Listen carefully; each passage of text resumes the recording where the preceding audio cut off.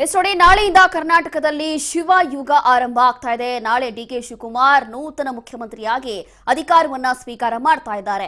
ಮತ್ತೊಂದು ಕಡೆ ಸಂಪುಟ ಸರ್ಕಸ್ ಕೂಡ ನಡೀತಾ ಇದೆ. ಹೈಕಮಾಂಡ್ ಮಟ್ಟದಲ್ಲಿ ದೆಹಲಿಯಲ್ಲಿ ಹೈ ವೋಲ್ಟೇಜ್ ಮೀಟಿಂಗ್ಗಳ ಮೇಲೆ ಮೀಟಿಂಗ್, ಸಭೆಗಳ ಮೇಲೆ ಸಭೆಗಳು ನಡೀತಾ ಇದೆ.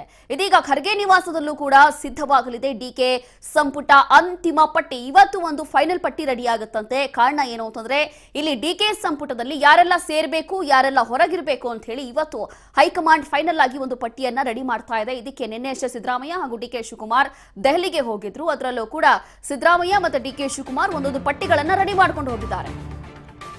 ನೂತನ ಸಂಪುಟ ರಚನೆ, ಹೈಕಮಾಂಡ್ಗೆ ಇದು ಬಿಗ್ ಟಾಸ್ಕ್. ರಾಹುಲ್ ಖರ್ಗೆ, ವೇಣುಗೋಪಾಲ್ ನೇತೃತ್ವದಲ್ಲಿ ಮಹತ್ವದ ಸಭೆ.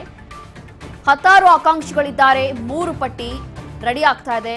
ಯಾರಿಗೆ ಸಂಪುಟಕ್ಕೆ entry? Siddu team, DK team, high command ಮಣೆ ಯಾರಿಗೆ ಹಾಕುತ್ತೆ? ಕೆಲವೇ ಹೊತ್ತಲ್ಲಿ ಶುರುವಾಗಲಿದೆ ಬಿಗ್ ಮೀಟಿಂಗ್.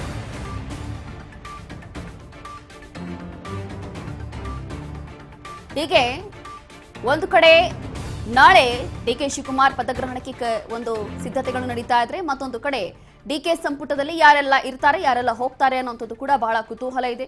ಈಗ ಅಂತಿಮವಾಗಿ ಇವತ್ತೊಂದು ಹೈ ವೋಲ್ಟೇಜ್ ಬಿಗ್ ಮೀಟಿಂಗ್ ಇದೆ. ಆ ಒಂದು ಮೀಟಿಂಗ್ ನಲ್ಲಿ ಹೈಕಮಾಂಡ್ ನಾಯಕರು, ಕಾಂಗ್ರೆಸ್ನ ಹೈಕಮಾಂಡ್ ನಾಯಕರು ಇಲ್ಲಿ ಸಂಪುಟದಲ್ಲಿ ಯಾರಿಗೆ ಯಾವ ಸ್ಥಾನವನ್ನ ಕೊಡಬೇಕು, ಯಾರಿಗೆ ಯಾವ ಜವಾಬ್ದಾರಿಯನ್ನ ಕೊಟ್ಟರೆ ಸರಿ ಹೋಗ್ಬೋದು, ಯಾರು ಸರಿಯಾಗಿ ನಿಭಾಯಿಸಬಹುದು ಅನ್ನುವಂಥದ್ದು ಇವತ್ತು ಫೈನಲ್ ಆಗಿ ನಿರ್ಧಾರ ಆಗಲಿದೆ ಅನ್ನೋ ಮಾಹಿತಿ ಕೂಡ ಸಿಗ್ತಾ ಇದೆ.